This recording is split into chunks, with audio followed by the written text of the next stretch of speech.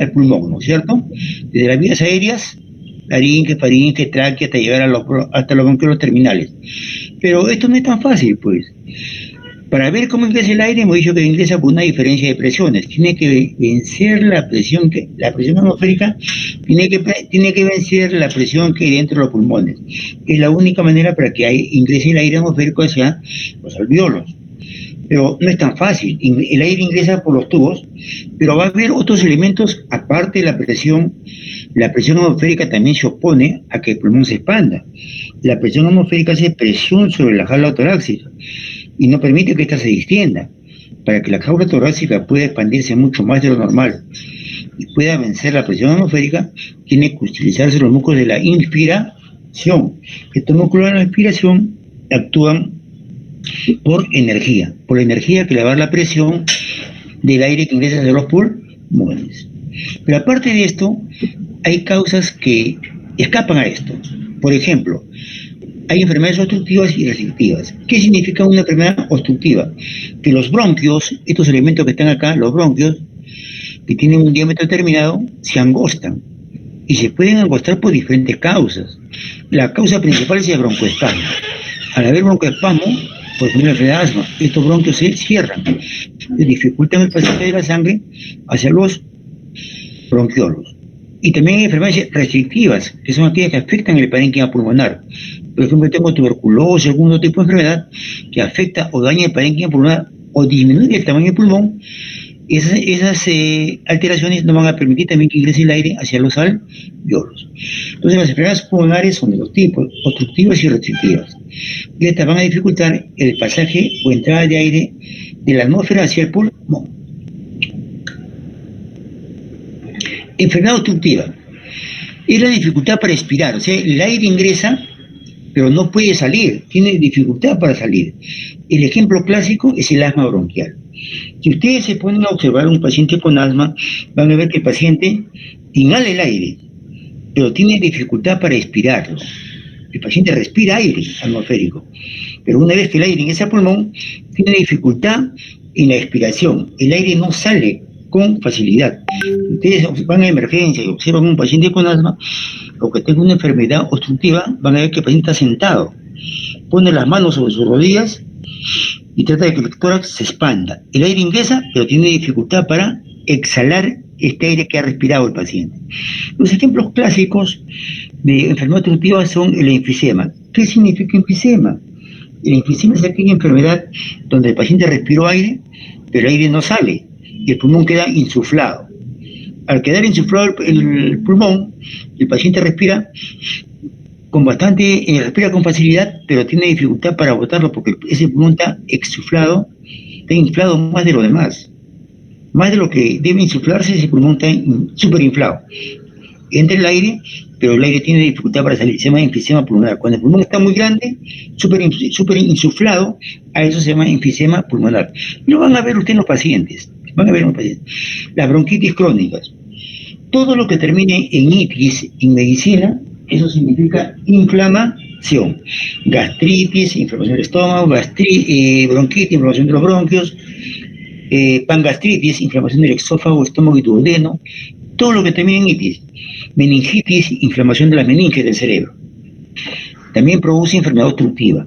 ¿Por qué? Porque los bronquios se llenan de moco. Y al estar lleno de moco los alveolos, los bronquios, el aire no puede ingresar con facilidad. Acá, estos bronquios, cuando hay bronquitis, se inflaman los bronquios y producen una sustancia inflamatoria, que es el moco. El moco, al estar dentro de los tubos, o al medio, o al centro de los bronquios, no permite que el aire ingrese con facilidad. Y eso me da también una enfermedad obstructiva. Dificultad, enfermedad restrictiva. Ya acá no es obstructiva, no es restrictiva, que hay alteración en el parénquima pulmonar. Este parénquima pulmonar puede ser comprimido, puede haber daño en el pulmón. La principal causa de daño en el pulmón es la tuberculosis. Así tenemos. ¿Qué es la enfermedad restrictiva? Es la dificultad para inspirar el aire. Es una inspiración restringida. Antes, en la enfermedad obstructiva, el paciente respiraba normal, pero tenía dificultad para botar el aire, para exhalar el aire. aquel paciente tiene dificultad para que el aire ingrese al pulmón. Y el aire no ingresa totalmente al pulmón, porque hay algo dentro de los pulmones que impide que el aire ingrese al 100%. Ejemplo de la inspiración restringida, tenemos la fibrosis intersticial. ¿Qué es fibrosis? Son cicatrices que se producen en el pulmón debido a alguna enfermedad que el paciente ha presentado. Por ejemplo, la tuberculosis. Se sana la tuberculosis, pero las cicatrices que quedan en el pulmón son parte de alveolos que ya no van a funcionar. Son cicatrices y esto se llama fibrosis pulmonar. Sarcoidosis son enfermedades que afectan el parénquima pulmonar. Enfermedades musculares, por ejemplo, tenemos el Guillain-Barré, son enfermedades que afectan los músculos de la respiración. Al estar afectados los músculos de la respiración, no se va a poder hacer la inspiración ni la expiración en forma normal. Y las deformaciones del tórax también. Hay tórax cóncavos, hay tórax en excavatum, que van a deformar la jaula torácica. Y al estar deformada la jaula torácica, también se va a alterar el contenido, que es el pulmón. Entonces el pulmón puede estar achicado de tamaño, disminuido de tamaño. Entonces todas estas son causas que van a dificultar la inspiración. Tanto la inspiración, enfermedad obstructiva, la expiración como la enfermedad obstructiva y la inspiración como enfermedad restrictiva.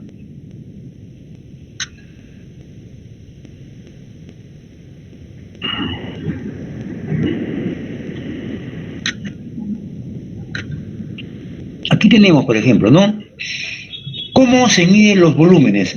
Hemos dicho que el volumen tiral es la capacidad de aire que ingresa al pulmón y sale del pulmón en cada respiración. Luego yo tengo una inspiración forzada y ese volumen de reserva inspiratoria.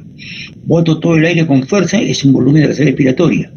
¿Cómo lo mido yo esto? Esto lo mido a través de un aparato llamado espirómetro. El espirómetro, yo respiro normal y este espirómetro, que son un tambor contenido dentro de otro gran tambor conectado a través de un tubo. Se coloca en la boca del paciente y se le dice respire en forma normal.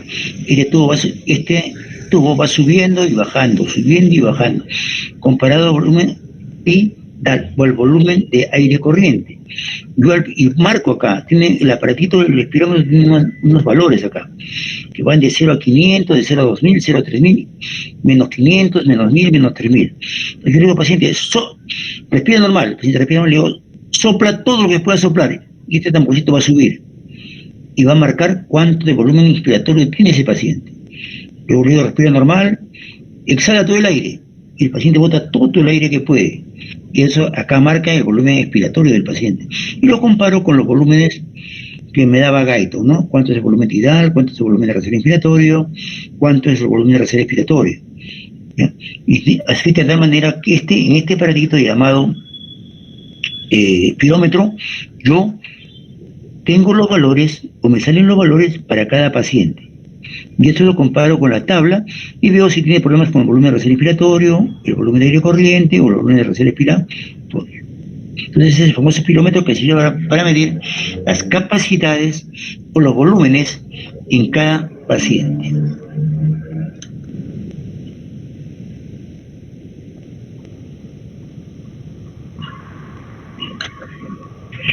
Entonces, cambios en la ventilación en presencia de volúmenes y flujos alterados. Miren ustedes, en la enfermedad obstructiva, ¿qué he dicho yo con la enfermedad obstructiva? En la enfermedad obstructiva el aire ingresa al pulmón, pero tiene dificultad para salir. Entonces, ¿qué cosa ocurre acá? Cuando yo tengo una enfermedad obstructiva, la frecuencia cardíaca debe ser menor de 20, fluctúa generalmente entre 14 a 16, es la frecuencia respiratoria normal. Ya dice, disminuye la frecuencia cardíaca. En la enfermedad obstructiva, las respiraciones van a ser menos de 12, menos de 13. ¿Por qué? Porque hay dificultad para botar el aire. Y si hay dificultad para botar el aire, el tiempo expiratorio va a demorar más. Y al demorar más, la frecuencia respiratoria va a disminuir. Recuerden que las respiraciones por minuto son de 14 a 16. Nunca deben ser mayor de 20, porque si no el paciente está hiperventilando. Ni ser menor de 10, porque el paciente comienza a hipoventilar. Entonces, en la enfermedad obstructiva, en el asmático, ustedes van a ver que el paciente respira normal, pero tiene dificultad para botar el aire. Respira con facilidad, pero tiene dificultad para botar el aire. O sea, el tiempo expiratorio está alargado. Y si se alarga el tiempo inspiratorio o el tiempo expiratorio, ¿qué va a pasar con la frecuencia respiratoria? La frecuencia respiratoria, por tal, va a disminuir. La relación entre inspiración y expiración es 1:2. El tiempo que demora la inspiración es como 1 y el tiempo que demora la expiración es como 2. Entonces, en la enfermedad obstructiva está disminuyendo la frecuencia respiratoria y por lo tanto el volumen tidal aumenta. ¿Aumenta por qué? Porque ingresa el aire con facilidad, pero sale con bastante dificultad y el tiempo expiratorio se hace mucho más largo. En la enfermedad restrictiva, donde hay, en el enfermedad obstructiva hemos dicho que hay broncoespasmo, disminución del calibre de los bronquios. La enfermedad restrictiva es donde hay daño en el parénquima pulmonar o hay compresión sobre el parénquima pulmonar, que hace que el pulmón disminuya su capacidad, pero en volumen. Por ejemplo, si yo tengo que la capacidad pulmonar total es 6 litros, cuando hay una enfermedad restrictiva, o sea, hay daño en el parénquima pulmonar, estos 6 litros ya disminuyen, porque no todo el pulmón es ventilado. Y también, ¿qué cosa ocurre? Cuando hay deformaciones de la jaula torácica, estas deformaciones de la jaula torácica, ¿qué cosa van a hacer? Van a dificultar la entrada de aire atmosférico hacia los pulmones. Por lo tanto, la capacidad pulmonar total también va a disminuir. Cuando la enfermedad es restrictiva, como el pulmón tiene dificultad para que ingrese el aire atmosférico, si yo quiero que ingrese la máxima cantidad de aire al pulmón, ¿qué tengo que hacer? La respiración va a ser bastante superficial y va a aumentar la frecuencia. Ustedes van a ver que un paciente hace esto, como si estuviera corriendo. Eso ustedes lo van a ver en la emergencia. Son pacientes que tienen dificultad para poder inhalar el aire atmosférico. Entonces, si aumenta la frecuencia respiratoria, ¿qué cosa va a ocurrir con el volumen tidal? A ver, Rosángela, en enfermedad restrictiva, si aumenta la frecuencia respiratoria, ¿qué ocurre con el volumen tidal? Rosángela. Sí, doctor. Disminuye. ¿Por qué? Porque el paciente... No, si sabes, dime, si no sabes, no vas a perder tiempo. No, doctor, no lo sé. Porque, a ver, la otra elevada. Los elevados son los que tienen que saber más. Disminuiría la perfusión. ¿Qué? ¿Qué me ha dicho? ¿Qué me ha dicho? Rosángela 2, ¿qué me ha dicho? A ver, Saraí. Saraí. ¿Está Saraí o ya se fue? Saraí. Rosángela, ¿me escuchan? Sí, doctor, sí se le escucha. Rosángela, ¿me escuchan? ¿Y qué pasa con Saraí? ¿No está? ¿Qué pasa con Saraí? Por favor, no quiero que me estén engañando, porque los alumnos ingresan a clase, dejan prendido su celular y se van. Por eso yo pregunto siempre en primera clase para ver quiénes son los que se han ido. Otro.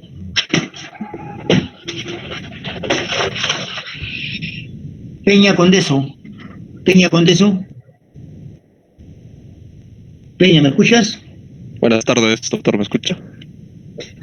A ver, cuando la enfermedad restrictiva, Ok. ¿qué pasa con el volumen tidal? Si aumenta la frecuencia respiratoria. El volumen tidal disminuye. ¿Por qué? Siempre me tiene que preguntar el por qué. ¿Por qué? Ok.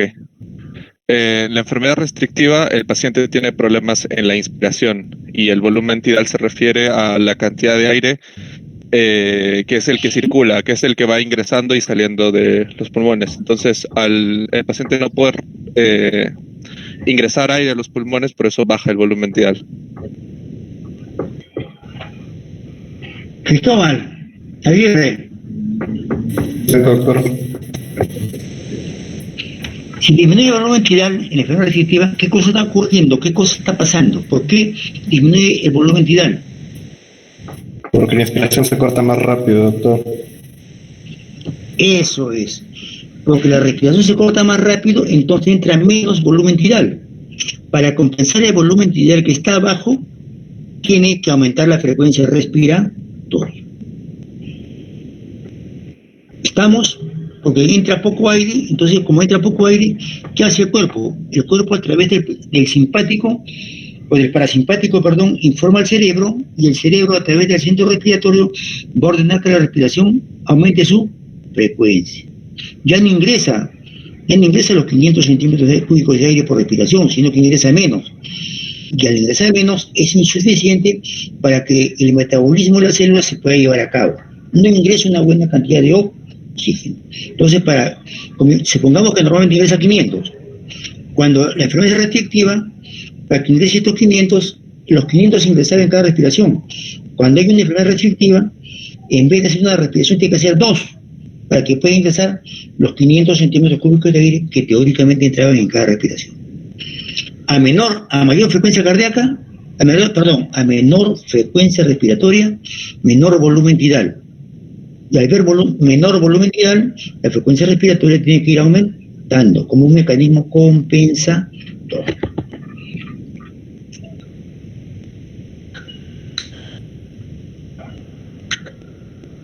Miren ustedes, ventilación alveolar.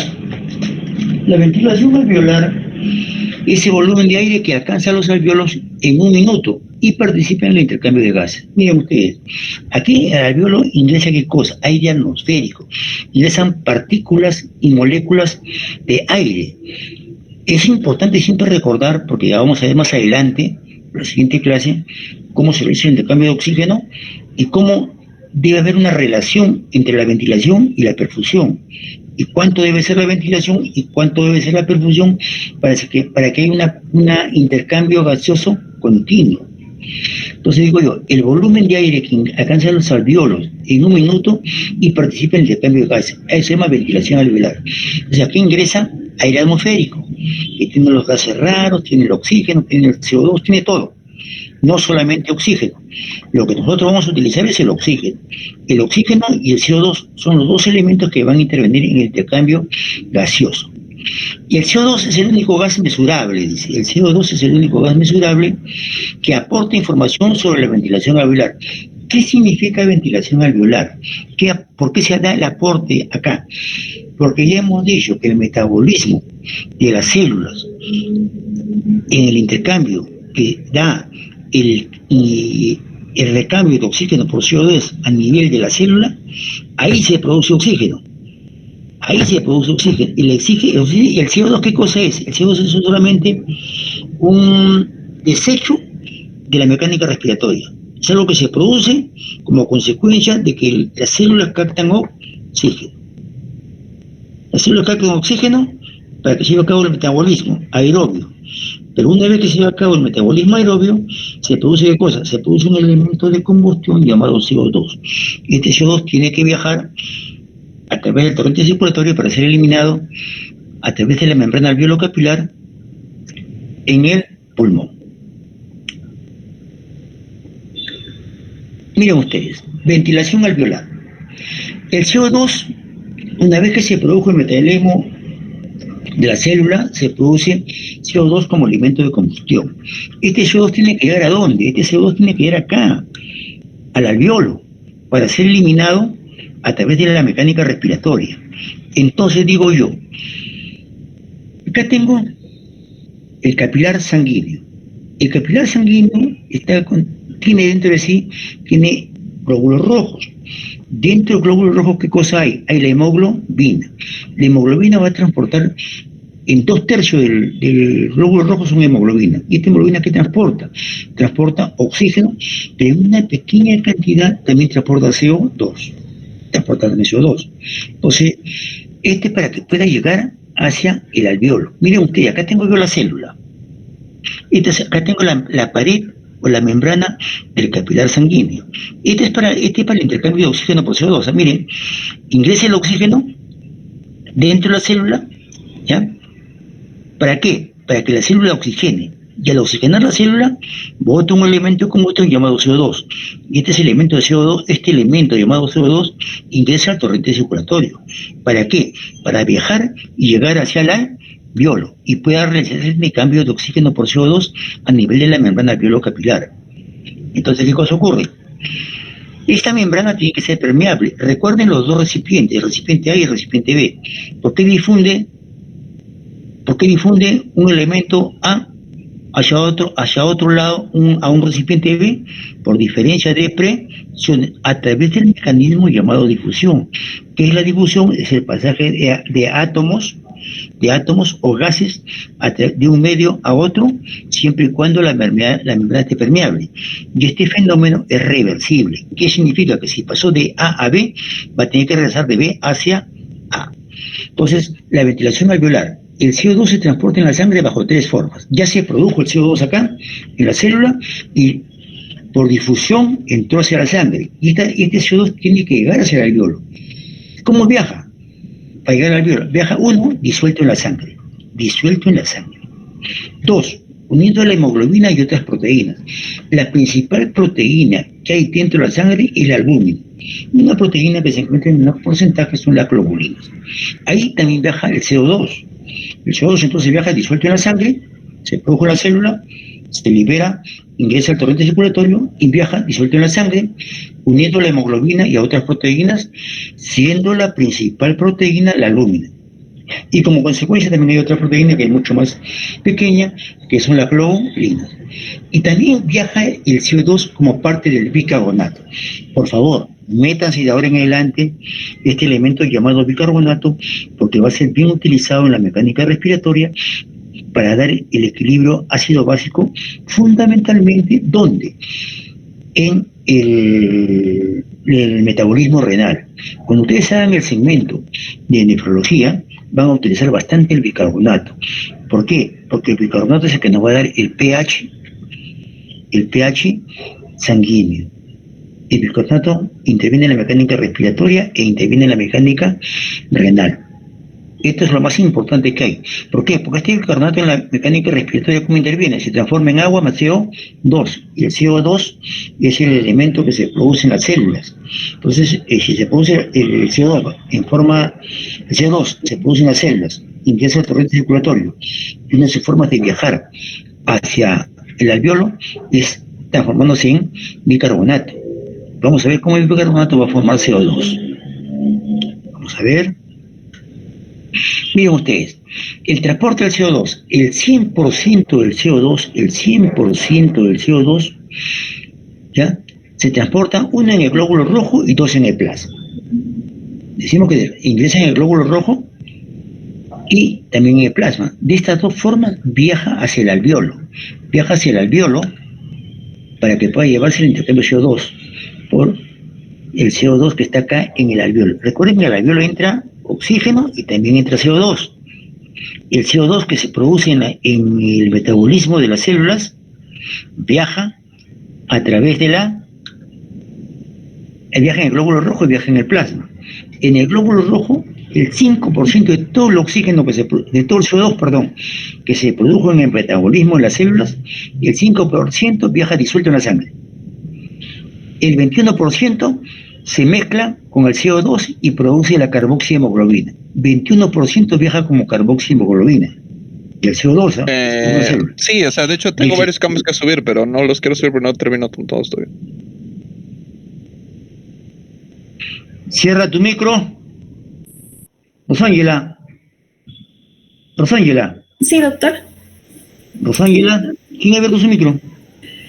Un colega, doctor. Apaga los micros, pero Rosángela. Apágalo. Sí, doctor. ¿Listo? Dile que no abran los micros, pues. Diles. Rosángela, dile que no abra su micro, pues. Sí, doctor, ya está apagado. Ya, apágalo todos, ¿ah?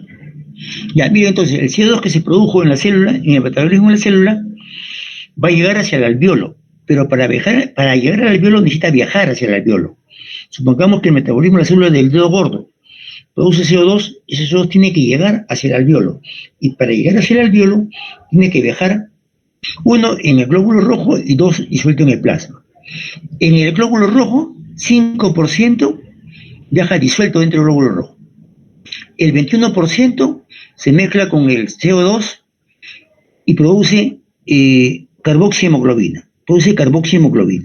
Y un 63%, miren ustedes, el CO2 se mezcla con el agua y produce ácido carbónico. Este ácido carbónico se libera de un ion hidrógeno y forma bicarbonato.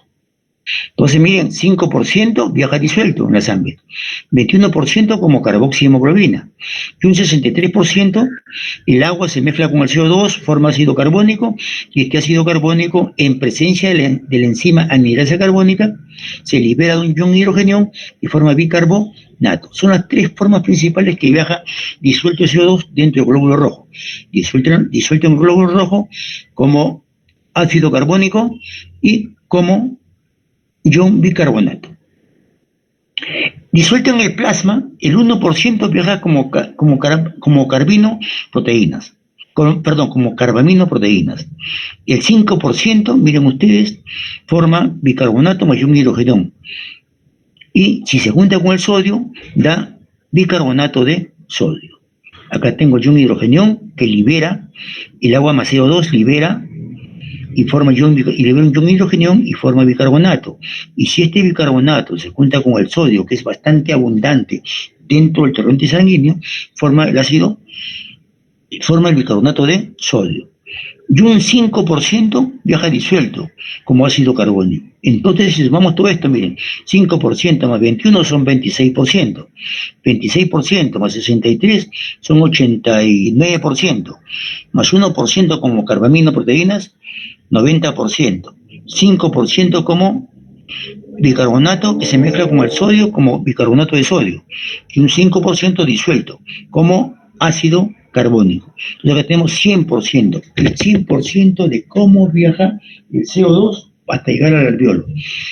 Estas cosas son bastante importantes, mira, aunque parezca bastante simple, es la forma como viaja el CO2. El CO2 que se produce en el metabolismo de las células en presencia de oxígeno tiene que ser eliminado. No es que se produzca y ya de frente va al pulmón, no, tiene que viajar en el torrente circulatorio. Muchos dirán, doctor, pero lo que viaja dentro del glóbulo rojo es la hemoglobina, y la hemoglobina se liga al oxígeno, pero también se mete ahí el CO2. El CO2 tiene que ser transportado para llegar hacia el alveolo. El mayor porcentaje de CO2, ¿cómo viaja? Viaja como bicarbonato. Este bicarbonato se junta con el ion hidrógeno, ¿y qué cosa va a dar? Va a dar agua más CO2. Entonces no viaja como CO2, sino viaja mezclado al agua y forma el bicarbonato, liberando ion hidrógeno. La forma más importante que se transporta el CO2 para llegar al alveolo es bajo la forma de bicarbonato, la cual constituye un 63%, de bicarbonato. El bicarbonato es bien importante porque cuando vamos a hablar de sustancias Buffer tampón, que más se habla en nefrología, las sustancias Buffer tampón van a ser básicamente ¿quién? El bicarbonato y el ácido carbónico. ¿Por qué? Cuando se produce una acidosis metabólica,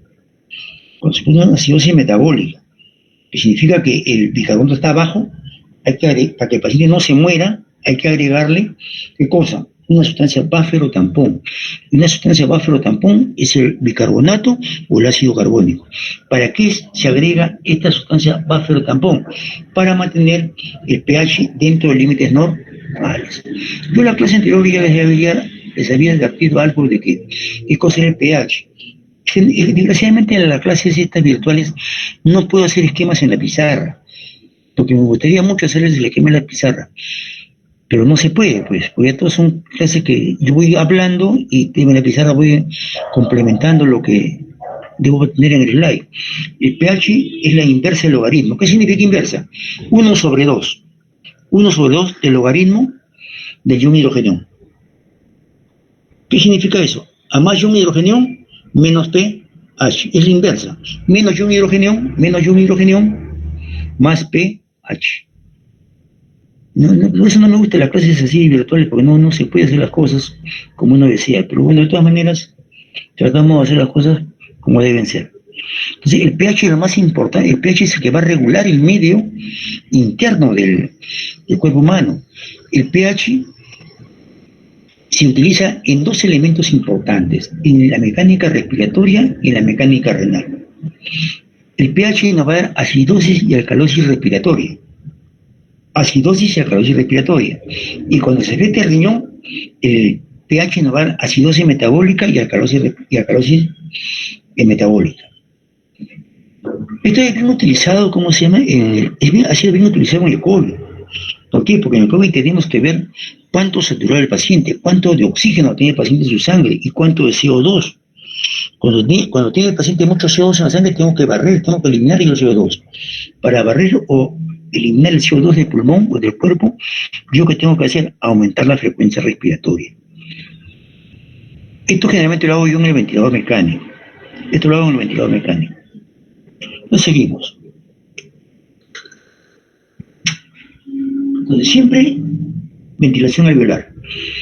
Miren ustedes, el CO2 resulta transferido a través de la membrana, ¿sí? Llega a la membrana alveolo capilar en virtud a cómo viaja este CO2 en todo el cuerpo.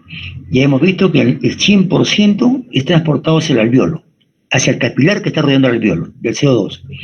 Pero una vez que llega el CO2, que va en un 61%, que viaja mayor en la forma de bicarbonato, viaja de diferentes formas, pero la más importante es la del bicarbonato. Entonces miren ustedes, llega el CO2 hacia el capilar pulmonar, que rodea el alveolo, miren ustedes, acá está el alveolo y aquí está llegando el CO2.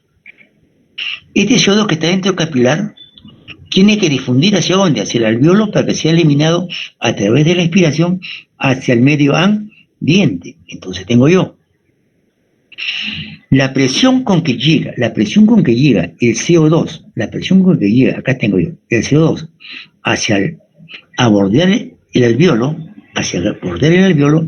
la presión que llega el CO2 en el capilar que está rodeando al alveolo es una presión de 46 milímetros de mercurio. O sea, la presión del CO2 alrededor del alveolo en la sangre venosa es igual a 46 milímetros de mercurio. Y la presión de CO2 que hay en el alveolo, o sea, yo respiré aire atmosférico, y al ingresar el aire atmosférico hacia el alveolo, este CO2 que llega al alveolo tiene una presión de 40 milímetros de mercurio. Observen ustedes, va a haber una diferencia de presiones entre el CO2 que llega a través del capilar sanguíneo a rodear al alveolo con la presión del CO2 que ingresa del aire atmosférico hacia dentro del alveolo. Entonces aquí yo tengo dos recipientes. Tengo un recipiente A, que es el alveolo, tengo un recipiente B, que es el capilar sanguíneo que trae CO2. Y por medio de la difusión, ¿qué cosa va a ocurrir? Los iones van a pasar del medio de mayor concentración hacia el medio de menor concentración. ¿Hasta qué momento? Rosángela, para que no te ver más. Rosángela. Sí, doctor. La presión de CO2 en el alveolo es 40 y la presión del CO2 en el capilar venoso es 46. ¿De dónde a dónde pasa el CO2? ¿Del capilar hacia el alveolo o del alveolo hacia el capilar? De mayor a menor, de 46. ¿De dónde pasa, pues? Del capilar hacia el alveolo. Claro. Entonces miren ustedes, esa es una ley difícil, pero ¿por qué pasa? Porque la membrana alveolo capilar es permeable y deja pasar. Si la membrana alveolo capilar acá está fibrosada, el aire nunca va a pasar, pues, del capilar hacia el alveolo ni del alveolo hacia el capilar. Pero acá la membrana es permeable. ¿Y por qué pasa? Por diferencia de presiones. ¿Y a qué se llama esto? Esto se llama difusión. La difusión es el pasaje de átomos de un sitio de mayor concentración a otro de menor concentración. Eso es difusión. Entonces, el CO2 pasa del capilar sanguíneo hacia el alveolo. ¿Por qué? Por el mecanismo de difusión. ¿Y por qué pasa por el mecanismo de difusión? Porque la presión en el capilar es 46 milímetros de mercurio. y la presión de CO2 dentro del alveolo es igual a 40. ¿Hasta qué momento pasa? Hasta que las presiones en el capilar y las presiones en el alveolo se hacen iguales. ¿Y por qué va a difundir más? Porque ya acá se va a producir la expiración. Ya el alveolo comienza a inflarse y aumenta la presión dentro del alveolo y va a salir, y el CO2 va a salir hacia el exterior a través de las vías respiratorias superiores. Esto yo lo estoy aislando. Esto yo lo estoy aislando. ¿Por qué? Porque acá no solamente va a pasar oxígeno, sino también va a pasar CO2. Pero el CO2 tiene otro mecanismo de transporte y también tiene diferencias de presiones un poquito más grandes. Por eso primero estoy explicando cómo pasa el CO2. Entonces ya ustedes saben cómo pasa el CO2. Pasa el CO2 del capilar hacia el alveolo, para que sea eliminado. Pero a mí no me interesa el CO2, lo que a mí me interesa es el oxígeno. Ya vamos a ver cómo se maneja también el oxígeno. Hemos comenzado con el CO2. ¿Entendidos hasta acá? A ver, Saraí. ¿Saraí?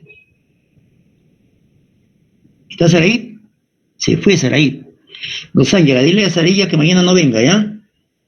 Porque por gusto ya son 2 clases que está faltando. A ver, vamos a ver otro que esté durmiendo. Terán. ¿Quién es Terán? Doctor, buenas tardes. A ver, Terán, ¿has entendido hasta acá? Sí. ¿Ya me podrías explicar todo este mecanismo de la ventilación? ¿Podrías explicármelo? Claro. Una vez que ¿cómo se llama esto? Que el CO2 llega se produjo en la parte más distal del cuerpo, tiene que llegar hacia el alveolo.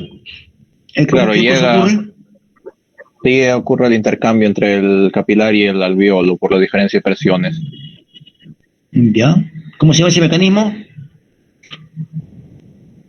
¿La diferencia de intercambio? Difusión. Difusión. Por eso estudiamos la ley de física, para que ustedes entiendan esto. No es que ustedes solamente respiran normalmente aire, respiran, pero no saben lo que está ocurriendo dentro de su pulmón. Esto hay que saberlo, porque yo todo esto lo utilizo cuando el paciente está en ventilación mecánica. Yo tengo que saber cuánto es la presión del CO2 en el capilar y tengo que saber cuánto es la presión que le estoy metiendo yo al paciente, para que el paciente pueda exhalar todo este CO2, para que se produzca el mecanismo de difusión, porque no se produce el mecanismo de difusión en vano. Voy a hacer yo toda la mecánica respiratoria porque no va a haber intercambio de oxígeno por CO2. Pero recuerden, para que esto se lleve a cabo, tiene que estar indemne, ¿qué cosa? La pared del alveolo, y tiene que estar indemne el capilar sanguíneo. ¿Qué pasa si este capilar está lleno de colesterol? Si este capilar está lleno de colesterol, no se va a realizar el cambio gaseoso, pues. ¿Por qué?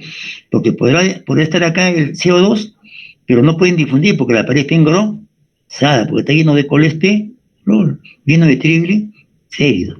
Esto es lo ideal. En un pulmón sano, en un paciente joven de 20 años, esto se realiza así, y tiene que realizarse siempre así. Pero si es viejo, ya tiene fibrosis pulmonar, con cicatrices acá en los alveolos, y no va a difundir bien. Va a haber alveolos que van a estar sanos, pero hay una parte de los alveolos que van a estar dañados. Todo esto es en un paciente sano. Ahora, todo el CO2 que penetra en el espacio alveolar, todo el CO2 que ingresa al alveolo, tiene que ser exhalado durante la respiración, durante básicamente la expiración. Entonces ya entienden el mecanismo, cómo se elimina el CO2, ¿cierto? Se producen hasta en las células más lejanas el CO2, debido al metabolismo de las células, o el metabolismo celular. Este viaja en el torrente circulatorio, viaja en el glóbulo rojo, cada uno en diferentes porcentajes, llega por el capilar pulmonar, que son ramas de la arteria pulmonar, y a la altura del alveolo va a difundir del capilar pulmonar, va a difundir hacia el alveolo. ¿Por qué? Porque la presión de CO2 en el capilar es mayor que la presión del CO2 que hay en el alveolo. ¿Por qué difunde? A través del mecanismo de difusión. ¿Qué es el mecanismo de difusión? Es el pasaje de átomos de un lugar de mayor concentración a otro lugar de menor concentración, a través de una membrana permeable. Y este mecanismo se vuelve a repetir, regresiona, o sea que si pasó de un lado, tiene que volver a pasar del otro lado hacia el lado de origen. Yo creo que hasta acá está comprendido, ¿cierto? Pinedo. Presente, profesor. ¿Entendido? Sí, doctor. Ya, si entendió Pinedo, ya supongo que todos los demás deben haber entendido. Pues. Más fácil no lo puedo hacer. Entonces, la siguiente. Miren, el CO2 disuelto, que son es un 5%, obedece a la ley de Henry. ¿Qué cosa ocurre acá? Dice, la ley de Henry dice lo siguiente, el CO2 es 20 veces más soluble que el oxígeno. ¿Dónde? En los líquidos. El CO2 es 20 veces más soluble que el oxígeno, por lo que disuelto tiene un papel más significativo en el transporte. Así, por ejemplo, desde acá sale la presión, miren ustedes, porque es más soluble, 20 veces más que el oxígeno. Esto hace que tenga una determinada presión.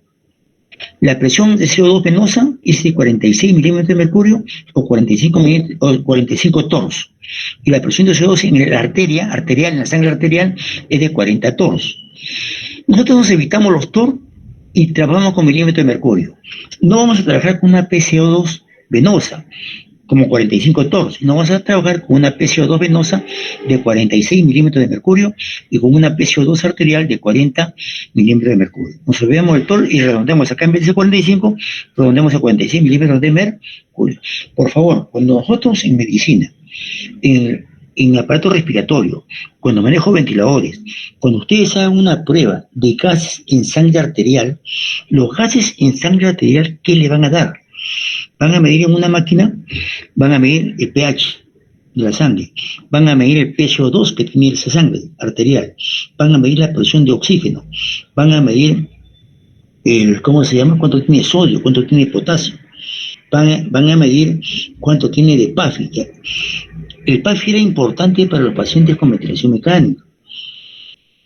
El PAFI es lo más importante para un paciente si va a entrar a ventilación mecánica o no. Un PAFI normal es 300. Entre 200 a 300 se pone oxígeno por cánula binasal o Guayacsi o cánula de alto flujo. Y un PAFI menor de 150 es índice al 100% que el paciente tiene que entrar a ventilación mecánica. Significa que el pulmón no está recibiendo el volumen de aire que debe recibir ni está eliminando el CO2 que debe eliminar. Aquí, si de ahora en adelante nosotros ya vamos a decir acá, presión de CO2, siempre vamos a hablar como PCO2. La presión de oxígeno vamos a hablar como PO2. Ya nos olvidamos de presión venosa, nos olvidamos de presión arterial. Decimos el PCO2 arterial o el PCO2 venoso. PCO2 arterial o PCO2 venoso. Eso es lo que nosotros utilizamos en mecánica respiratoria. Ya no decimos de frente PCO2 o PO2. PO2 es la presión de oxígeno que hay en la sangre venosa o en sangre arterial. Y PCO2 es la presión de CO2 que hay en sangre venosa o en sangre arterial. La PCO2 venosa normal debe ser 46 milímetros de mercurio. Y el PCO2 arterial, la presión de oxígeno, de CO2, perdón, que hay en la arteria es 40 milímetros de mercurio. Por la ley de Henry hablábamos de todos. Pero por la ley general de los gases vamos a hablar en milímetros, todo en milímetros de mercurio. ¿Por qué? Porque la presión barométrica está dada en milímetros de mercurio. Entonces, miren ustedes, la velocidad de transporte del CO2 a través de la barrera alveolo capilar es igual a la del oxígeno. ¿Qué significa esto? Que la velocidad de transporte del CO2 y del O2 a través de esta membrana va a ser igual. ¿Por qué?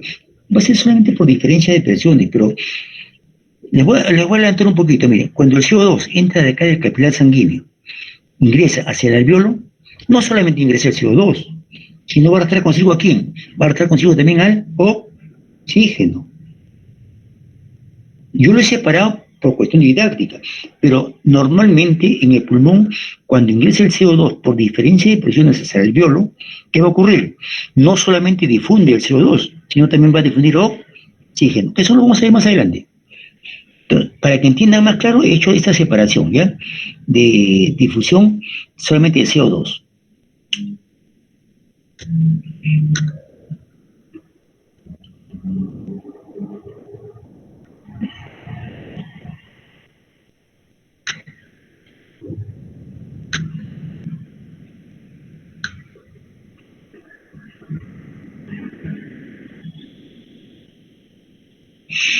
Bueno, ventilación, siempre ventilación alveolar.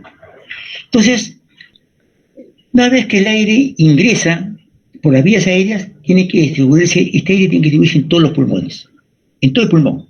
Pero ustedes tienen que recordar que hay una parte que no interviene en la mecánica respiratoria. Si ingresaba 500 centímetros cúbicos de aire al alveolo, perdón, a todo el pulmón, 150 se quedaba atrapado en la vía aérea, en el espacio anatómico, espacio muerto fisiológico. Ahí se quedaba. Y solamente 350 centímetros cúbicos de aire atmosférico llegaba a los alvéolos. Ya. Entonces dice él, distribución del aire en los pulmones. Luego de pasar por las fosas nasales, el aire circula. Pero antes de circular, ese aire tiene que ser temperado. ¿Por qué? Porque recuerden que una vez que el volumen de aire ingresa al pulmón, tiene que adaptarse a la ley de Boyle y Marriott, a través de presión, volumen y temperatura. ¿La temperatura quién la da? La temperatura lo da los hilos o gaseosidades que se encuentran en las fosas nasales. El volumen de aire es la cantidad de aire atmosférico que va a extender a los pulmones. ¿Y la presión cuál es? La presión con que ingresa el aire a los pulmones es la diferencia entre la presión atmosférica y la presión que hay dentro de los pulmones, que es mucho menor que la presión atmosférica. Entonces, la ley de Boyle y Marriott es la que se adapta para poder distender los pulmones y poder llegar el aire hacia los alvéolos. Entonces dice, luego de pasar por las fosas nasales, el aire circula por la faringe y llega a la tráquea. Pero es un aire que ya está temperado, que se divide la tráquea se divide en dos bronquios, cada uno de los cuales penetra en un pulmón. Los pulmones son los órganos de la respiración, donde se produce la hematosis. ¿Qué es la hematosis? Que se está produciendo en el pulmón. Es un proceso durante el cual los glóbulos rojos absorben oxígeno y se liberan de CO2. Entonces, si yo en el examen me pregunto, ¿qué cosa es la hematosis? La hematosis es el proceso durante el cual los glóbulos rojos absorben oxígeno y se liberan de CO2. ¿Y dónde se lleva a cabo la hematosis? Se lleva a cabo dentro del parénquima pulmonar. Entonces miren ustedes, bastante sencillo, bastante fácil. Una vez que el aire ingresa a los pulmones, se produce la hematosis. La hematosis es el cambio de oxígeno por CO2. ¿Dónde se lleva a cabo este mecanismo? Se lleva a cabo a nivel de la membrana alveolo-capilar. ¿Qué cosa ocurre en el pulmón? El pulmón va a ser el receptáculo donde ingresa el aire atmosférico y donde el capilar sanguíneo trae el CO2 desde las partes más distales que se produce debido al metabolismo celular y viaja bajo dos formas. ¿No es cierto?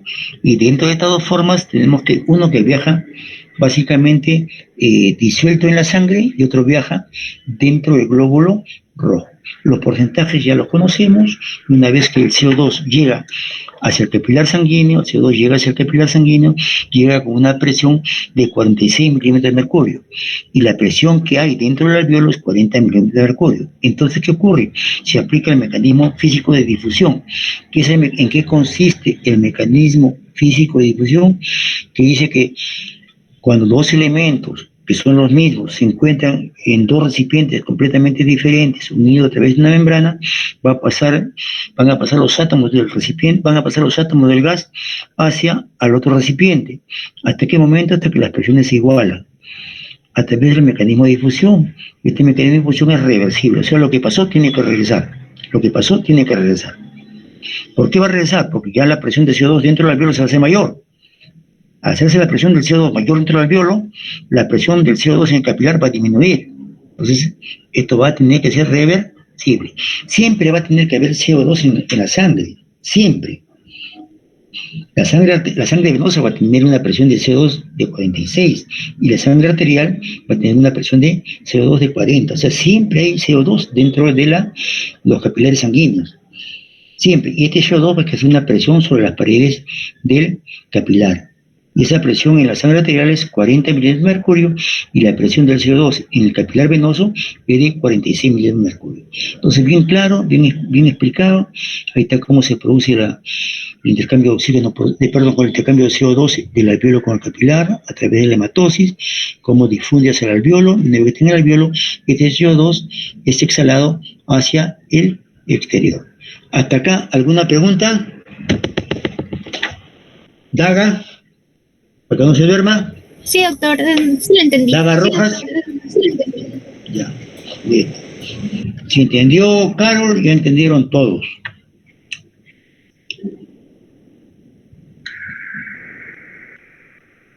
Ya. Entonces, miren ustedes, ya sabemos cómo se realiza el intercambio de oxígeno, perdón, de CO2 por CO2 en el capilar sanguíneo y en el alveolo, ¿no? Y cómo es exhalado. Pero la cosa no es tan sencillo. Vamos a hablar, ya que sabemos que entra aire atmosférico hacia el alveolo, y también llega sangre a través de los capilares sanguíneos hacia el alveolo, vamos a hablar sobre ventilación y perfusión. La ventilación es la cantidad de aire que desciende a los pulmones, ventilación. Y perfusión es la cantidad de sangre que va a rodear a todos los alveolos. O sea, perfusión, ¿qué cosa es? Cantidad de sangre que llega al pulmón. Y ventilación, ¿qué cosa es? Cantidad de aire que ingresa al pulmón. Entonces tengo yo dos elementos importantes que se encuentran dentro del pulmón. La ventilación dada por el aire atmosférico y la perfusión dada por sangre arterial y sangre venosa. Entonces dice, relación ventilación-perfusión. Y la relación entre la ventilación alveolar, la ventilación del alveolo por minuto, o sea, la cantidad de aire que llega al alveolo por minuto, y el flujo circulatorio pulmonar por minuto. ¿Qué quiere decir esto? La relación ventilación-perfusión, ¿qué cosa es? La cantidad de aire que llega al alveolo en un minuto. Sabemos que un minuto, la ventilación va a estar dada por 16 respiraciones aproximadamente. La frecuencia respiratoria fluctúa entre 14 a 16. Nosotros vamos a tomar como patrón respiratorio 15, intermedio, ni 14 ni 16, sino 15. O sea que en 15 respiraciones tiene que entrar una determinada cantidad de aire hacia los alveolos. Y en ese minuto también tiene que haber una determinada cantidad de sangre que es dada por el ventrículo izquierdo a través del sistema de la arteria aorta y llegando a su rama terminal, la arteria pulmonar, tiene que llegar una cantidad de sangre hacia los alveolos, a todos los alveolos. Entonces, la relación ventilación-perfusión se expresa como V de ventilación sobre Q de perfusión. Esto va a tener un valor.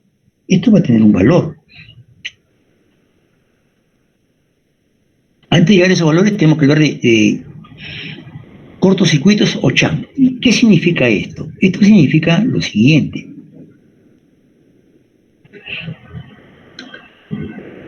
Miren ustedes, para que haya una buena ventilación y una buena perfusión, ¿qué tiene que haber? Para que le llegue buena cantidad de aire al pulmón, el alveolo tiene que estar sano. No tiene que haber nada acá que destruya el pasaje de aire hacia el alveolo. Si hay un moco, supongamos que hay moco o sangre acá, no permite que se tapa la entrada de aire al alveolo. Esto tiene que estar indemne. El alveolo tampoco puede estar colapsado. Si el alveolo está colapsado, no va a haber ventilación en ese alveolo.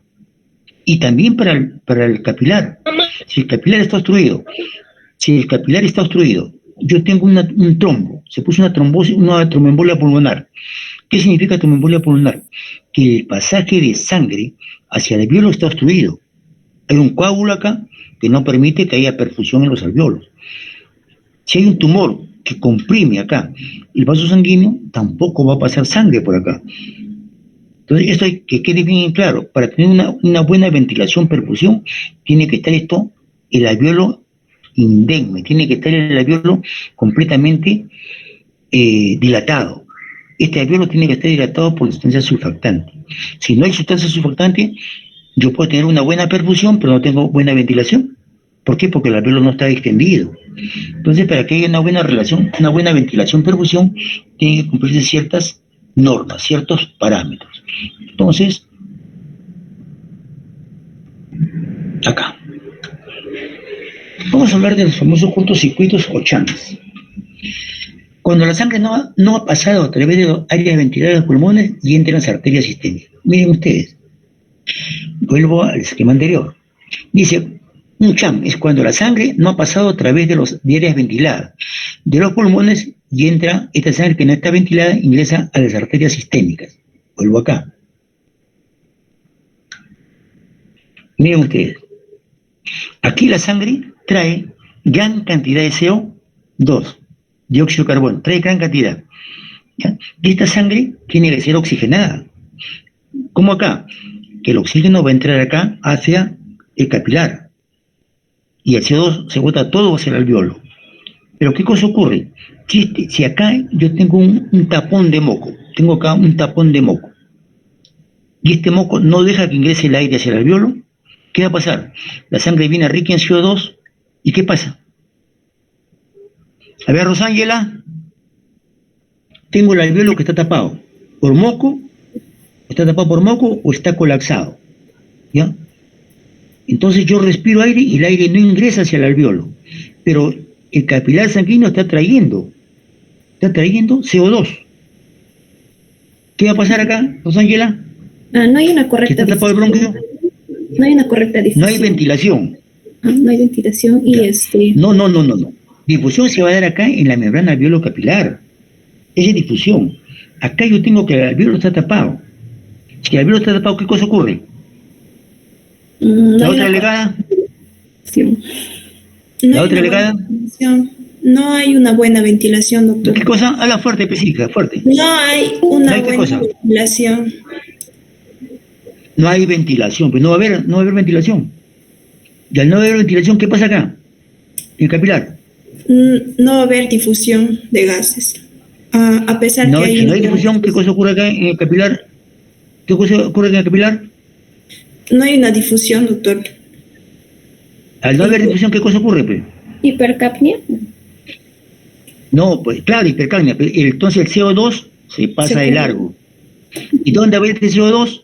Va a ir a la sangre arterial, porque recuerden que al haber la difusión acá, la sangre se oxigena y va a ir hacia las venas pulmonares que van a la aurícula izquierda, llevando oxígeno. Pero aquí este capilar no oxigena. Y al no oxigenar, ¿qué cosa ocurre? Que el CO2 que debía ser exhalado hacia el alveolo se pasa de largo. Entonces, el CO2 va a aumentar ¿dónde? Va a aumentar en la sangre arterial. ¿Por qué? Porque este capilar, que no es uno, van a ser un montón, no van a oxigenar, no van a ventilar, no va a haber intercambio de oxígeno por CO2. Entonces, este CO2 que va a ir a la arteria, a la vena pulmonar y de ahí al ventrículo izquierdo, va a llevar CO2 y el CO2 va a aumentar en la sangre arterial, de tal manera que cuando ya haga el dosaje de análisis, se llama análisis de gases en sangre arterial, puede tener un PaCO2 mayor de 40. Normal el PaCO2 en sangre arterial es 40. Iodoso, y que el PaCO2 está alto, es decir, una de las causas es que no hay una buena ventilación. ¿Estamos? ¿Estamos? ¿Al Peña? ¿Peña? Sí, doctor. ¿Está Peña o no ¿Me está Peña? escucha? Sí, hola. Sí. Y entonces, para que haya una buena ventilación y una buena perfusión, el alveolo tiene que estar permeable. ¿Para qué? Para que permita la entrada de aire atmosférico y se puede llevar a cabo la difusión. Pero si el alveolo está colapsado, el alveolo está obstruido, el capilar que trae sangre en CO2 para ser eliminada hacia el alveolo no lo va a hacer. Y por lo tanto, el CO2 se pasa de largo y va a ir ¿a dónde? A las venas pulmonares, que son 4, y que desembocan en el ventrículo izquierdo. A la aurícula izquierda. La aurícula izquierda tiene que recibir siempre sangre oxigenada. La sangre oxigenada pasa de la aurícula izquierda hacia el ventrículo izquierdo. Y del ventrículo izquierdo es expulsado hacia la gran circulación a través de la arteria aorta.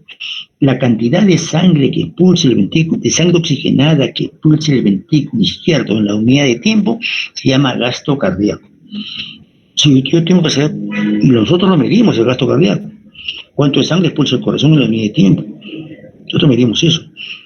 Y yo sé cuánto de CO2 normal tiene que haber en sangre arterial y sé cuánto normal de oxígeno tiene que haber en sangre arterial.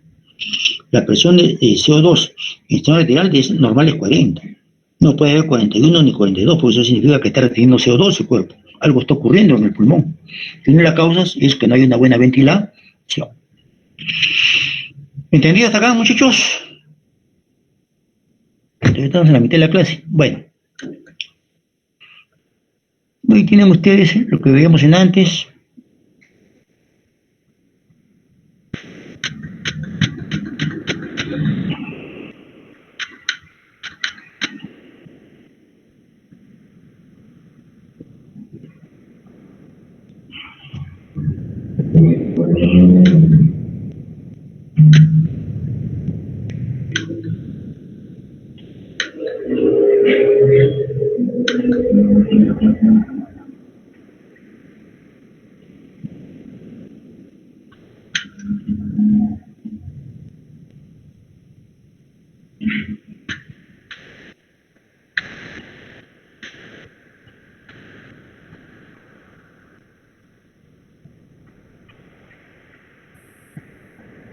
Ya.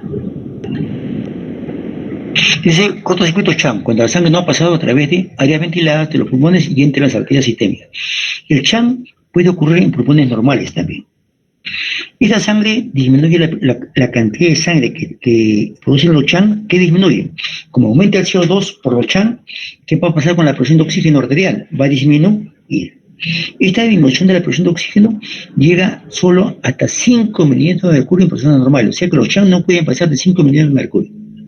No pueden ser más, porque si no le quitaría espacio a la presión de oxígeno en la sangre arterial. Relación ventilación-perfusión. Son estos valores los que hacen que exista un buen intercambio gaseoso a nivel de la membrana alveolar capilar. Para que exista un buen intercambio a nivel de la membrana alveolar capilar, tiene que haber una relación ventilación-perfusión igual a 0.8. ¿De dónde sale este 0.8? Se dice que, por ejemplo,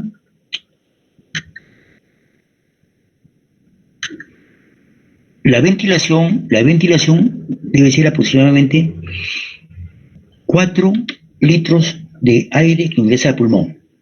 4 litros de aire que ingresa al pulmón. Y la perfusión debe ser igual teóricamente a 5. Redondeamos la cantidad de aire que ingresa al pulmón, debe ser 4 litros por cada ciclo respiratorio. O sea, en un minuto debe entrar 4 litros de aire al pulmón. Es lo teórico. Y la cantidad de sangre que debe llegar al capilar debe ser 5 litros por minuto. Entonces, si yo divido 4 entre 5, me sale 0.8. O sea, para que haya una buena ventilación, una buena perfusión, se requiere de esta relación ventilación-perfusión igual a 0.8. Pero también se requiere que la membrana alveolar capilar esté bien, se requiere que los alveolos estén bien, y se requiere que la sangre que lleva a través de los capilares sanguíneos me aseguren esos 5 litros por minuto. La relación ventilación-perfusión, o sea, para que no salga 0.8, se puede alterar. Estos 4 litros sobre 5 se puede alterar, ya no sale 0.8. ¿Bajo qué manera se altera esta relación ventilación-perfusión? 1, cuando el alveolo funciona normalmente, pero no recibe flujo adecuado de sangre. O sea, el alveolo está bien, pero el capilar sanguíneo no lleva sangre. ¿Por qué no lleva sangre? Porque probablemente hay una obstrucción a nivel de los capilares sanguíneos. Por ejemplo, la trombosis, y se puso trombosis, acá hay una buena ventilación, pero no hay perfusión. Porque no llega sangre, porque está taponado el capilar, porque hay un trombo, un coágulo sanguíneo. Y el oxígeno del aire no ingresa al torrente circulatorio y se expulsa el CO2. Relación ventilación-perfusión. Otro mecanismo por el cual no hay una buena relación ventilación-perfusión. O sea, no se cumple el 4 sobre 5. Cuando la circulación pulmonar es normal, pero el alveolo está colapsado. Si el alveolo está colapsado, no va a haber ventilación, pero va a haber perfusión. La sangre llega por el capilar, lo inverso lo ven antes, pero no entra aire porque el alveolo está colapsado. Aquí la sangre pasa por el alveolo, pero no se oxigena. Entonces el CO2 va a aumentar en sangre arterial. Y cuando no pasa sangre por el capilar pulmonar, y aparte el alveolo está colapsado o obstruido. Esto es una forma mixta. Primero era, el alveolo estaba colapsado, pero llegaba sangre. Entonces no se conservaba la relación 0.8. La segunda era de que el alveolo estaba bien, pero no había perfusión, porque el capilar sanguíneo estaba obstruido, básicamente por un trombo. Y la tercera forma era mixta, que el alveolo estaba colapsado y no llegaba sangre a través del capilar sanguíneo. O sea, no había ni ventilación ni perfusión. Son las formas por las cuales se altera la ventilación-perfusión. La perfusión máxima de un pulmón en condiciones normales se alcanza a la altura del corazón. ¿Qué significa esto? Si observamos el siguiente esquema, miren ustedes, este es el pulmón. Yo estoy parado o estoy sentado. ¿Qué cosa ocurre acá? ¿Qué fuerzas actúan sobre el pulmón? A ver, Rosángela, tú estás parada y ¿qué fuerzas van a actuar sobre tu pulmón? Rosángela. La presión Estás atmosférica. sentado ahorita en tu casa ahí tomando tu chocolate, no sé qué estás haciendo, tomando tu gaseosa. ¿Qué fuerzas actúan sobre el pulmón? La presión atmosférica. La gravedad. La gravedad. La gravedad, que es la fuerza que ejercen todos los gases que están sobre el globo terráqueo, sobre este elemento que se encuentra ahí. Entonces, si la presión atmosférica nos va a dar la gravedad es de 760 milímetros de mercurio. Miren ustedes, por la ley de la gravedad, los elementos que tienen mayor densidad se van hacia abajo, ¿no es cierto? Los de mayor densidad se van hacia abajo, y los que tienen menos densidad, como el aire, se van hacia arriba.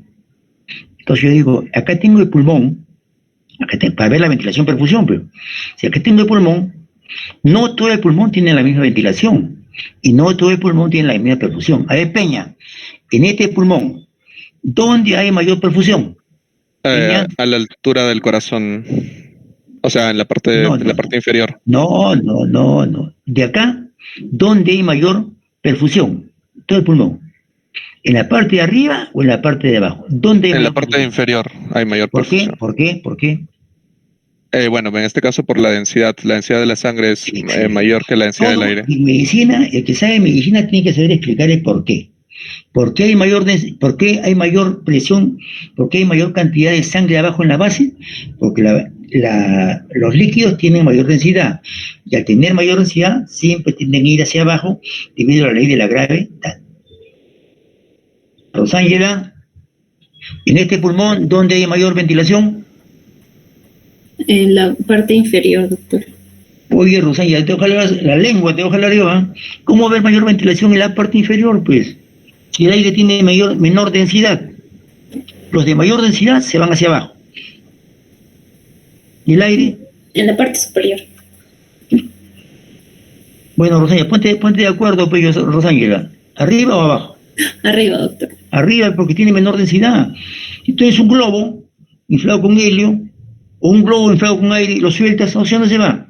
No se va hacia el piso, pero se va hacia arriba.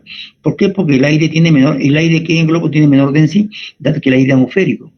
Entonces, todo lo que es volumen, aire, las moléculas son bastante pequeñas y tienen una densidad mucho menor que la densidad que hay en aquellos elementos que forman los líquidos. Por lo tanto, el líquido, como tiene mayor densidad o tiene mayor peso específico, se va hacia abajo. Y el aire, como tiene menor densidad, menor peso específico, se va hacia arriba. Entonces yo voy a tener, miren, mayor volumen, mayor aire en la parte superior, en los ápices del pulmón, y voy a tener menos aire en la parte inferior del pulmón. Y al contrario, en la parte inferior voy a tener mayor presión o mayor cantidad de sangre y menos cantidad de sangre en la parte superior. O sea, la ventilación en la parte superior es mayor y la perfusión en la parte inferior es mayor. ¿Dónde va a ser igual la presión, ¿cómo se llama esto?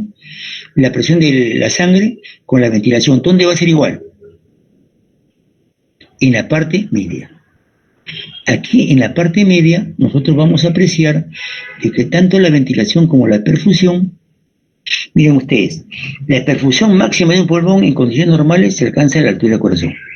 Acá. La perfusión máxima se va a alcanzar en la parte media, en el segmento 2, la mayor perfusión. Aquí es donde se va a alcanzar, donde se va a realizar prácticamente todo el intercambio de oxígeno por CO2, porque aquí la ventilación sobre la perfusión va a conservar su relación 4/5. Entonces, estamos. La perfusión máxima de un pulmón, la máxima perfusión de un pulmón, en condiciones normales se alcanza a la altura del corazón. Debido a la acción de la gravedad en la parte superior del pulmón, hay disminución de la presión sanguínea. ¿Por qué? Porque se va hacia abajo la sangre, por la mayor densidad que tiene. Y en la parte inferior existen aumentos de la presión sanguínea. Aumenta la presión porque hay mayor cantidad de sangre hacia abajo. Para compensar este trastorno, el pulmón ventila más en la parte superior y menos en la parte inferior. O sea, para que se conserve la relación ventilación-perfusión igual a 0.8, en la parte de arriba ventila más y en la parte de abajo perfunde más. Y esto me sirvió a mí bastante en la mecánica respiratoria para el COVID. Yo tenía que saber conservar mi relación 0.8, que la cantidad de aire que entrara era igual a 4 litros y la perfusión sea igual a 5 litros por minuto. La oxigenoterapia. La oxigenoterapia consiste en la administración de oxígeno, a concentraciones mayores que la que se encuentra en el aire. ¿Cuánto es la concentración de oxígeno en el aire? 20 por pero se redondea a 21%. Eso se llama FiO2. ¿Qué es el FiO2? Es la cantidad de oxígeno que contiene el aire atmosférico. Entre más oxígeno le administre yo a un paciente, esa FiO2 va a ir aumentando. Si yo le administro 1 litro, de 21 pasa a 24% el FiO2. Si yo le administro 2 litros, el FiO2 pasa a 28. Si yo le meto 5 litros, el FiO2 va a ser 40. ¿Qué significa 40%? Que la cantidad de aire que tiene el pulmón, 40% es oxígeno y el otro 60% son gases raros o nitrógeno o gases inertes. El FiO2 me indica la cantidad de oxígeno que yo le envío al pulmón. Ahora que el pulmón utilice un porcentaje determinado, eso ya es otra cosa. Entonces, miren ustedes, la oxigenoterapia consiste en la administración de oxígeno a concentraciones mayores que las que se encuentran en el aire atmosférico. Eso va a constituir el FiO2, con la intención de tratar o prevenir los síntomas y manifestaciones de la hipoxia tisular. ¿Qué es hipoxia? Disminución de oxígeno que le está llegando a las células. El oxígeno es considerado un fármaco en forma gaseosa. El oxígeno es un fármaco. Presión parcial de oxígeno en la sangre arterial. La oxigenoterapia puede ser monobárica o hiperbárica. Monobárica consiste en administrar oxígeno a concentraciones que van del 21% al 100%. O sea, el FiO2 debe ser del 21% al 100%. Esa es concentración monobárica. Y oxigenoterapia hiperbárica consiste en la ventilación de oxígeno al 100%. Ejemplo, la cámara hiperbárica.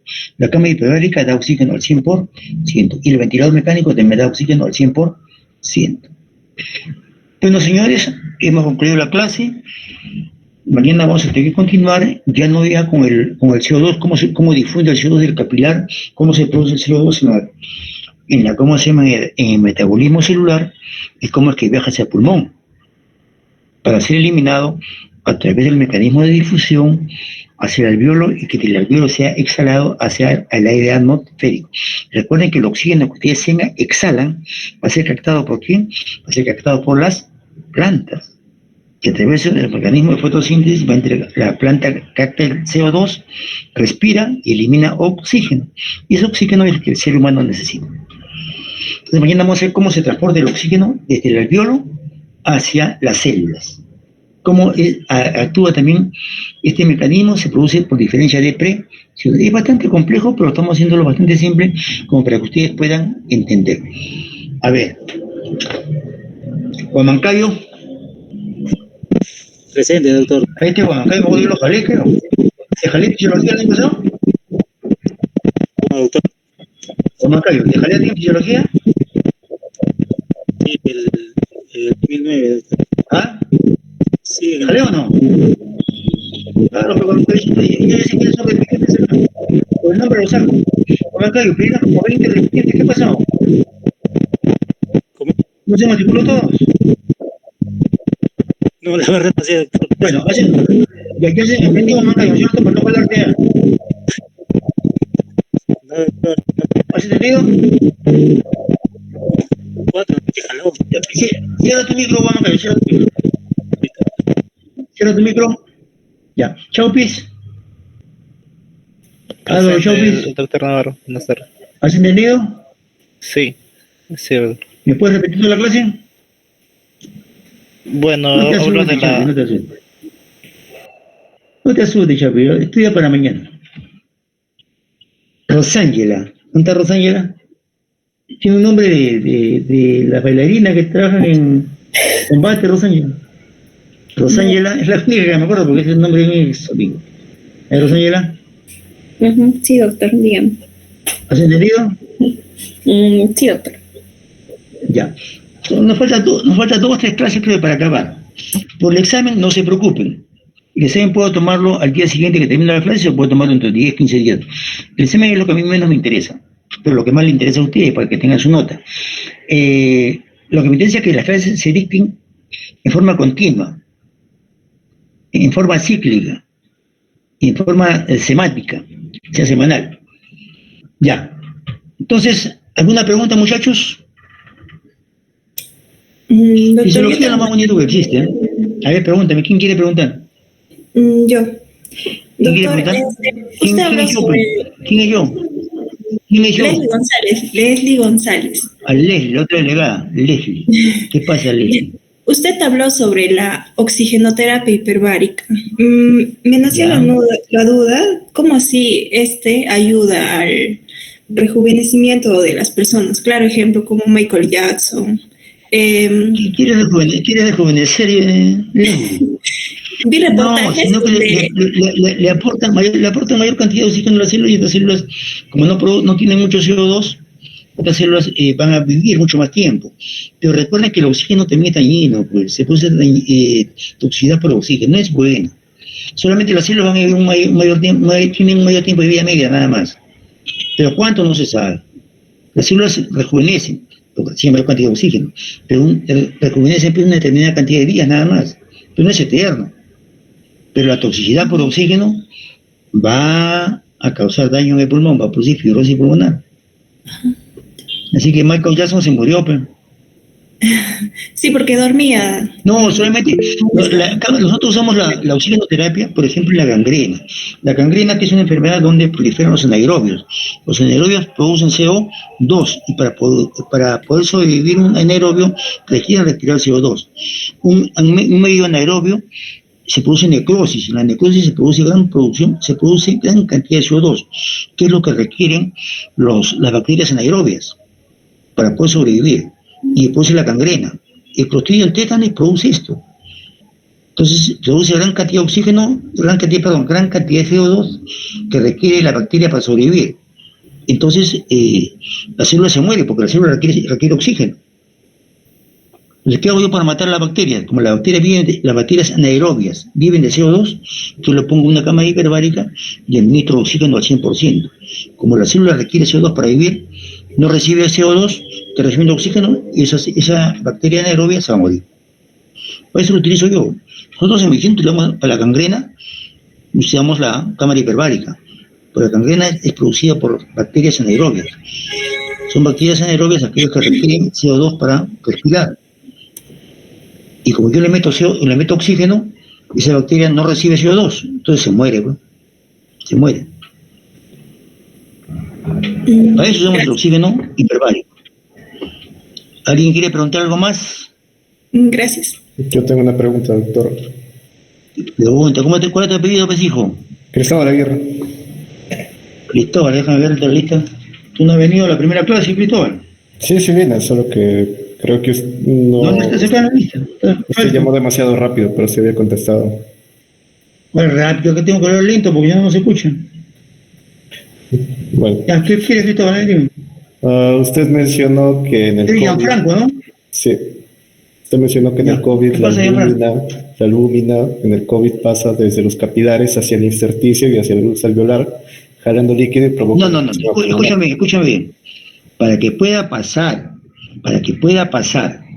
los elementos sanguíneos del intravascular hacia el alveolo, tiene que dañarse la membrana, la pared del capilar sanguíneo, y tiene que dañarse la pared del alveolo.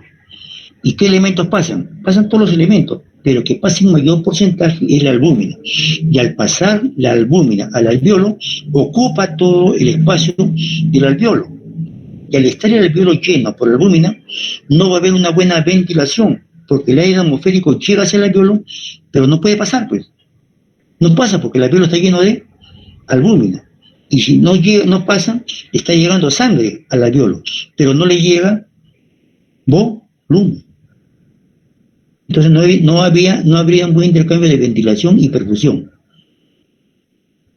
Ahora, ¿cuál es tu pregunta?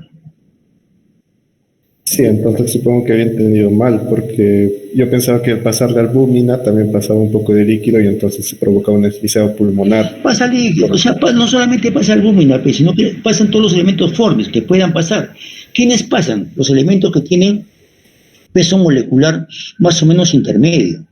No va a pasar todo, pues. Pasa una determinada cantidad y esto congestiona los pulmones.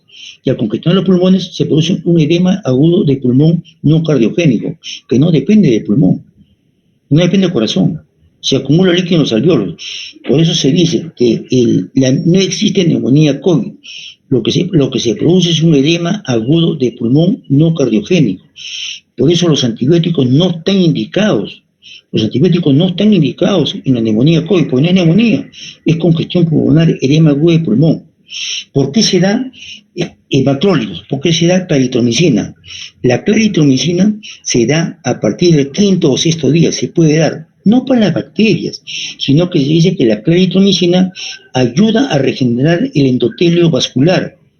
Al ayudar a regenerar el endotelio vascular, no va a pasar líquido del intravascular hacia el alvéolo. Ojo, no confundir, los antibióticos no están indicados en la neumonía COVID.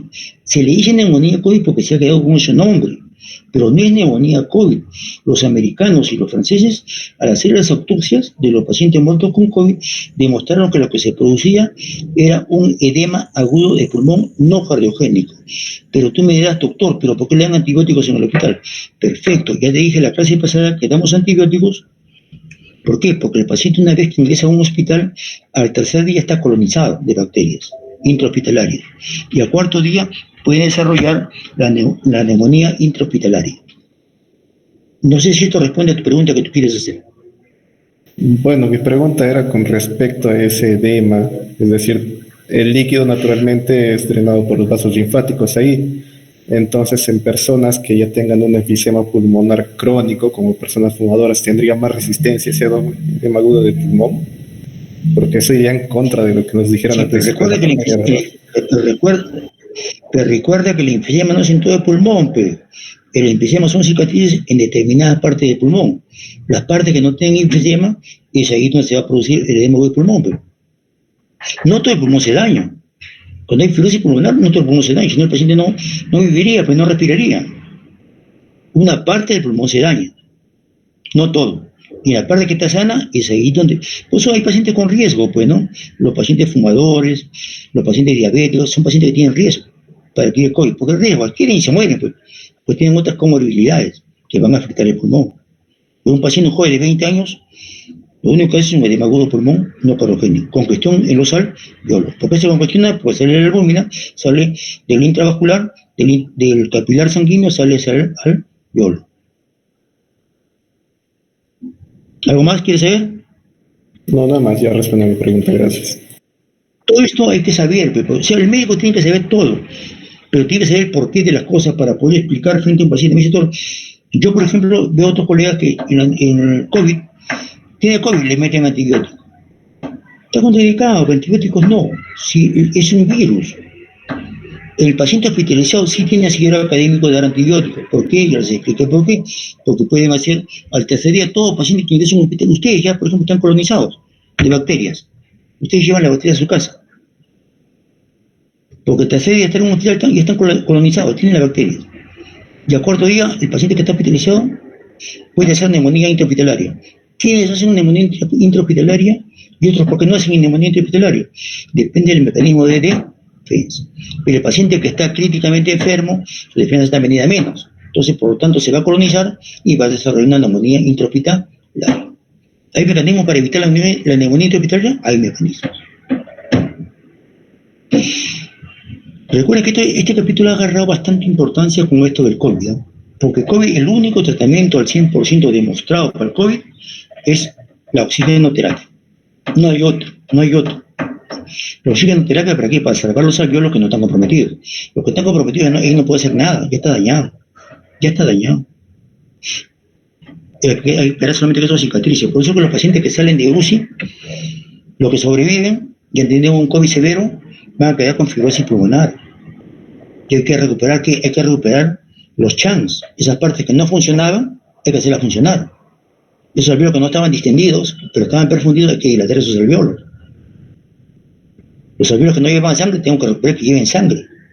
¿Para qué? Para recuperar los chans, para que esos alvéolos tengan una buena ventilación y tengan una buena perfusión. Porque los que dañó el COVID quedaron ahí. Es igual, la tuberculosis dañó parte del pulmón y esa parte queda dañada, queda como fibrosis. Todo lo que yo estoy explicando ahora es en los alvéolos que están funcionando en pulmones normales. ¿Alguna otra pregunta más? ¿Quién es Santillán? Tengo bronca los Santiago. ¿Quién es Santiago? Presente, doctor. A ver, Santiago, ¿alguna pregunta? Se ponen a Bueno, dormir ahí en la computadora, tío.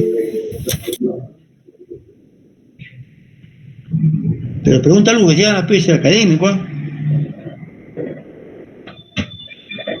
con respecto al COVID, habría una alteración de forma mixta, ¿no?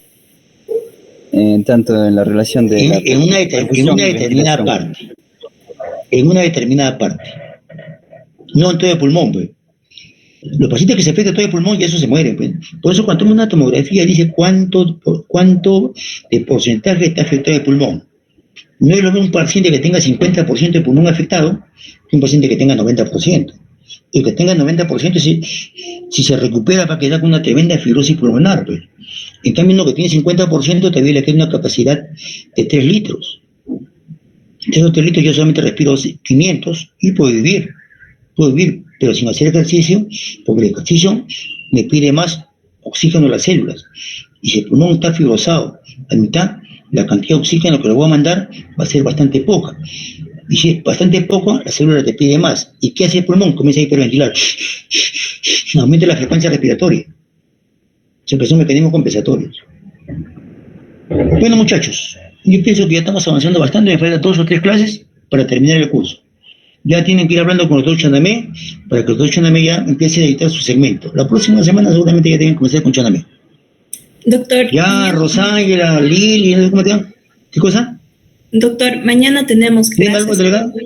Chanamé. ¿Con quién? Con el doctor Chanamé, ¿A a qué las hora? 8 de la noche. A ¿A las qué hora? 8 p.m.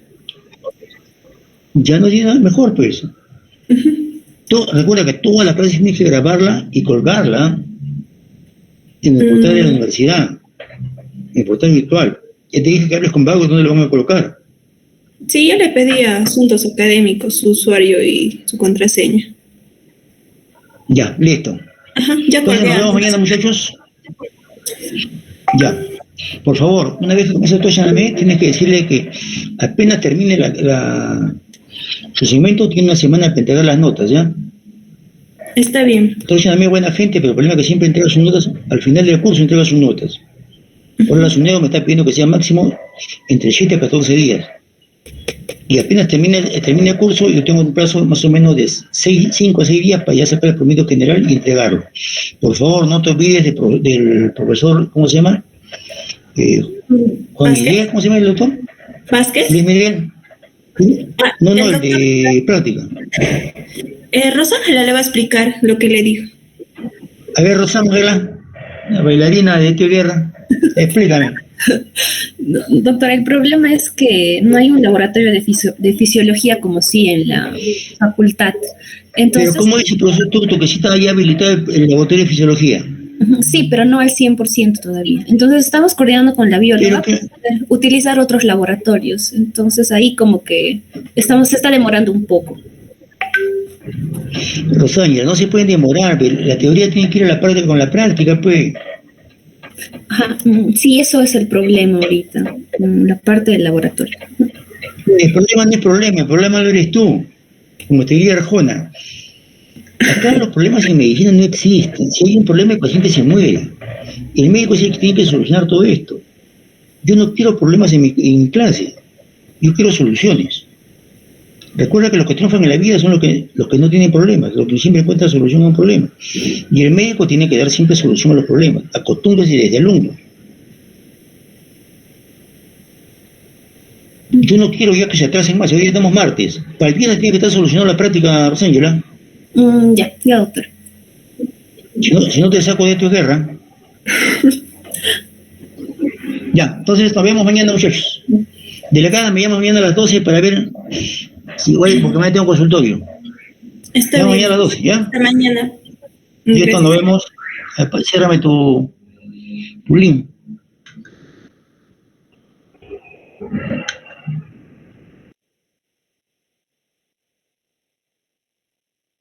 Chicos, pueden retirarse, ya tomé lista.